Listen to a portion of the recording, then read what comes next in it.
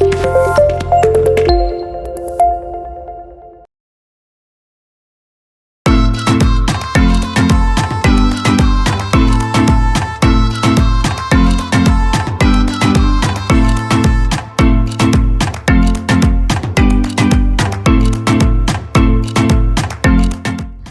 Olahraga Mahasiswa Nasional ke-17 Sumatera Barat tahun 2022 resmi ditutup Menteri Pemuda dan Olahraga Indonesia Zainuddin Amali di Auditorium Universitas Negeri Padang, Sabtu 26 November 2022. Menpora menjelaskan Pomnas merupakan langkah awal bagi atlet yang masih berstatus mahasiswa menjadi atlet nasional.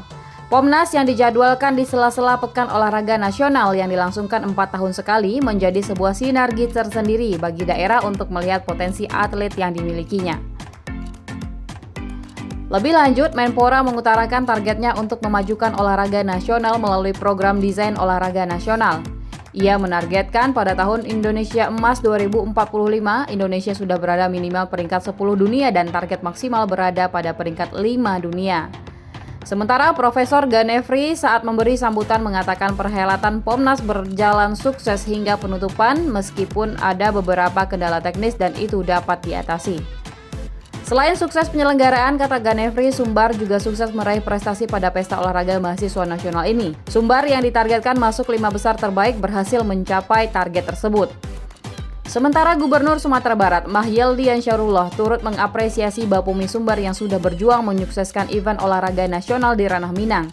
Kata Mahyeldi, pemerintah provinsi sangat mendukung penyelenggaraan Pomnas ini demi mendukung mencetak atlet berbakat yang mempunyai jiwa kompetisi. Diketahui, DKI Jakarta keluar sebagai juara umum Pomnas ke-17 ini dengan perolehan total 115 medali dengan rincian 49 emas, 33 perak, dan 33 perunggu. Posisi kedua ditempati Jawa Tengah dengan perolehan 89 medali dengan rincian 28 emas, 23 perak, dan 38 perunggu. Dan di posisi ketiga ditempati kontingen Jawa Timur dengan perolehan 72 medali masing-masing 21 emas, 29 perak, dan 22 perunggu. Sementara tuan rumah Sumatera Barat berada pada peringkat 5 dengan perolehan 36 medali dengan rincian 14 emas, 8 perak, dan 14 perunggu.